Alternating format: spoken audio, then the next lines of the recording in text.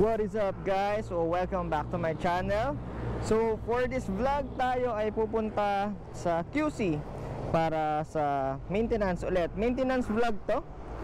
This vlog is prior to our Holy Week ride na ginagawa natin taon-taon. Yan. So ngayon ay pupunta tayo ng Quezon City yung maintenance, Quezon Province naman yung gala. So samahan niyo ako, punta tayong Vince Works. Tama ba? Vince Works. Ven Works pala. Yan. So nasa Marilao na tayo ngayon. Dito na ako nagsimula. So galing tayong night shift. Pero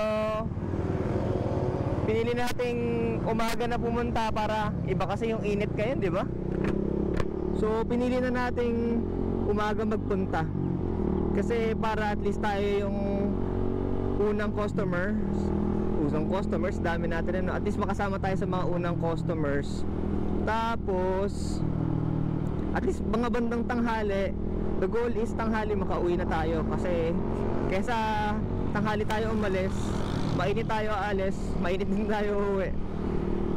So yan, samahan nyo ko. Tingnan natin ano tayo, mechanic dayo na naman tayo, talyer dayo. Yan, so sa service road tayo dumaan. Last time nga pala guys ay nagparehistro tayo kaso tinamad akong i-vlog kasi sobrang init kasi talaga ngayon, di ba? Eh hapon ako nagparehistro, so nag-concentrate na lang ako sa pag-rehistro. So di ba nagpalit tayo ng ating exhaust, tayo ay naka-SE project na pero may DB killer. And syempre wala siyang silencer, wala naman talagang silencer yun eh. And to my surprise, na-surprise talaga yun, no? Ay nakapasa tayo.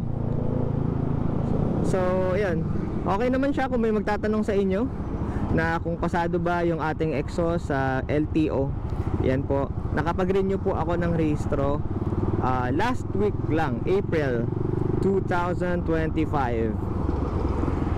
All goods.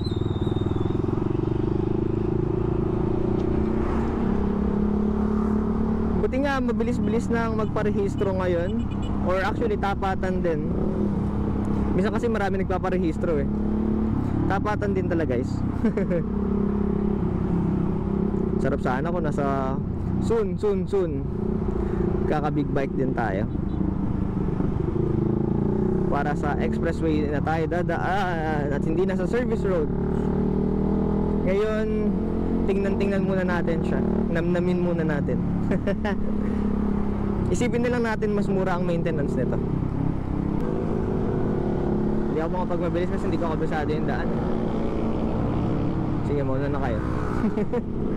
Makakarating din ako dun at ako'y puyat pa.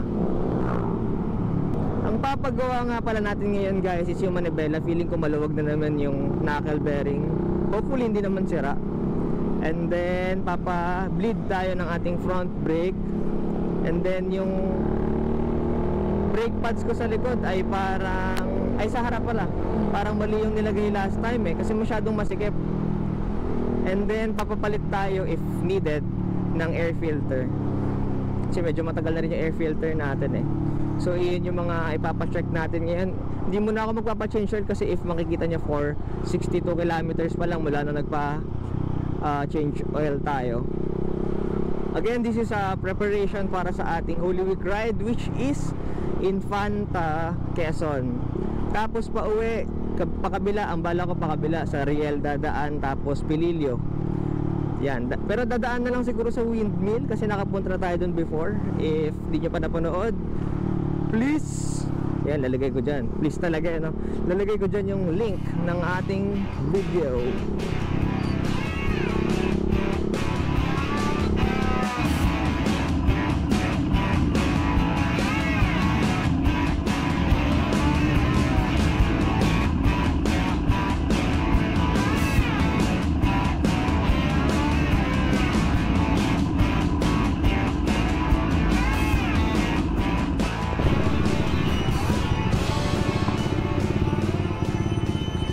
Grabe na may mga lubak na yan. Mindanao Avenue tayo guys. 11 minutes, 4.7 kilometers. Yan. And we're back. Manila Gaming.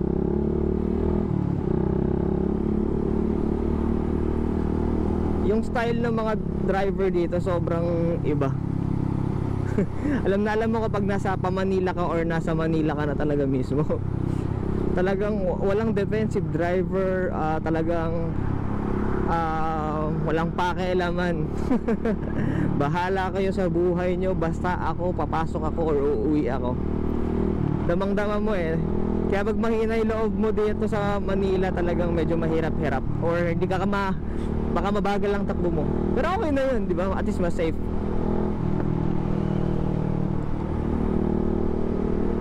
So, sa mga taga Manila, yan, bilib ako sa inyo. Iba yung stress ng riding sa Manila or Manila.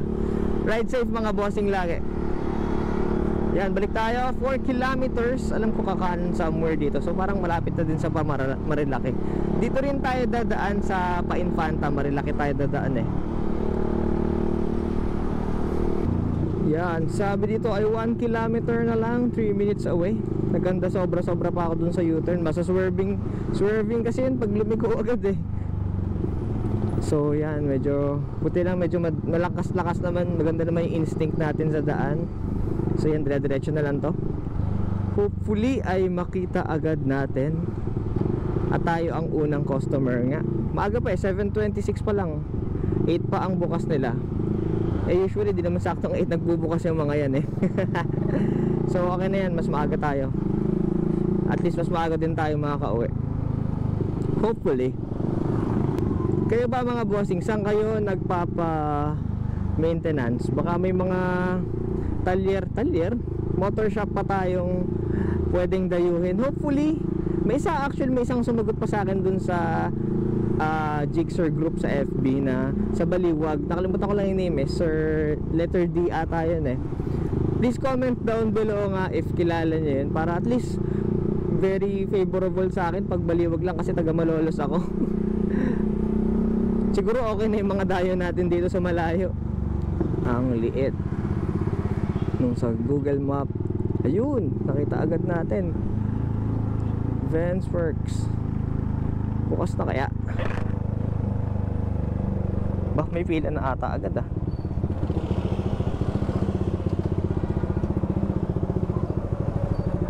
Haba na agad ng pila.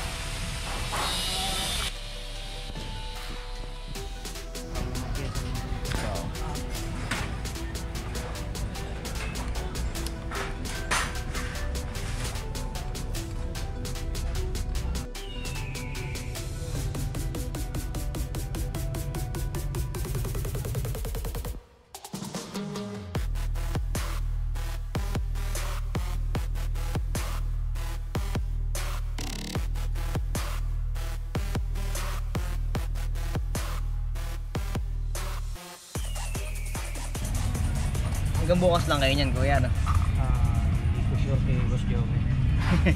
Holy Week, walang Holy Week.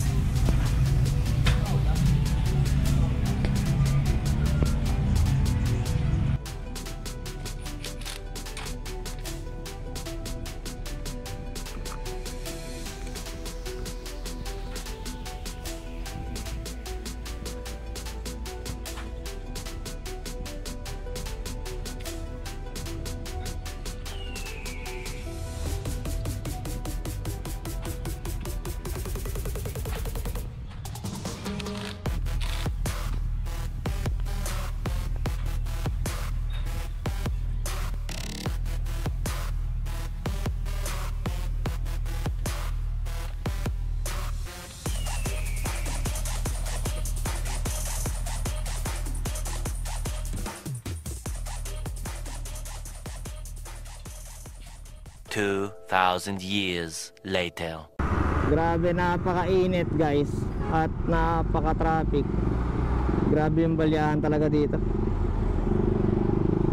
Kailangan natin mag-ingat. Ito yung mahirap pag di mo kabisado yung lugar. Kasi pag yung lilikuan, hindi ako makapasok dun.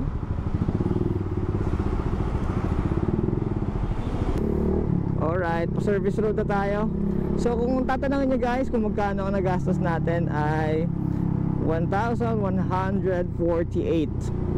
I think ang nagpamahal is yung repair kit, parang 600 ata siya, tas labor is 400. Flash ko dyan yung resibo. So yan, service, back on the service road. Dire-diretso na lang to.